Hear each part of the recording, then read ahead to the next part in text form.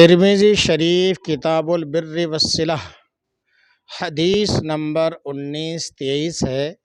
حضرت سیدنا ابو ذر غفاری رضی اللہ تعالیٰ عنہ سے مرفوعاً روایت ہے کہ حضور اکرم صلی اللہ تعالی علیہ وآلہ وسلم نے ارشاد فرمایا، تمہارا اپنے ڈول یعنی اپنے برتن سے دوسرے بھائی کا برتن بھرنا صدقہ ہے۔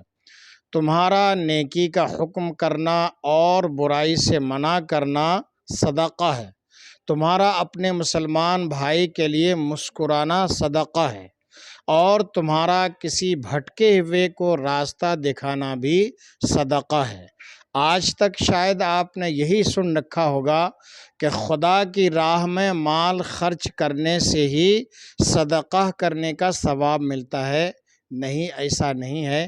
آپ نے حدیث پاک میں سنا کہ کسی مسلمان بھائی کے لیے مسکرا دینا بھی صدقہ ہے، اور کسی بھٹکے ہوئے کو راستہ دکھا دینا بھی خدا کی راہ میں خرچ کرنے اور صدقہ کرنے کا ثواب ملتا ہے۔